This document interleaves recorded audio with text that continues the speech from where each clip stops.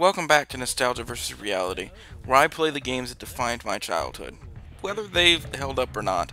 Today, we're looking at Lego Island, developed and published by Mindscape in 1997. I absolutely loved Legos as a kid. I had an enormous plastic tub full of the things, and I was constantly getting more sets. I was never that interested in following the directions, though, and inevitably all those pieces would end up in the big plastic tub where I'd use them to make my own creations. If there's one thing that Lego Island does incredibly well, it's adapting that complete and utter freedom to the video game form, considering the limitations of the time. Today, I can go back to this game and see that there really wasn't a whole lot to do in it. I did pretty much everything the game had to offer in less than 2 hours, but as a kid, the game kept me enthralled for hours on end, day after day, for months. As its name might imply, Lego Island takes place on an island, where all of the structures are made out of Lego. After a brief introduction to the game's world and the characters that you can inhabit it as by the most schizophrenic minifigure you have ever encountered in your life, you are dumped into an open world that very much looks like it was made in 1997. Sure, this open world may not be very big, and there might not be a whole lot to do in it, but it feels distinctly Lego. When you're just roaming around in the world, you can click on objects to change them into other objects, click people to change what they're wearing on their heads, and the changes stick. That means the cop who you made wear a cat on their head still is wearing that cat on their head when you encounter them again later.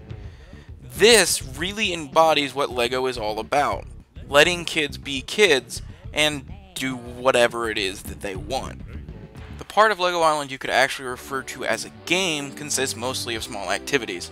You can race cars and jet skis, or you can drive around saving people in an ambulance, or towing cars in a tow truck. Hell, if you want to deliver Lego pizzas, you can do that too. Each different playable character has their own unique delivery to make. There is a very small story to be had in Lego Island, and it consists of hunting down a fugitive you accidentally helped escape from the island's jail. This story introduces a few new activities, but after you've done it once, you really won't want to do it again. And that is really the biggest problem with Lego Island. You can go anywhere you want on the island, but as soon as you've done something once, it's really not worth doing again.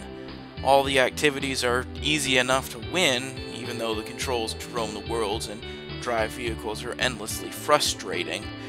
And there isn't really anything to do once you have won everything.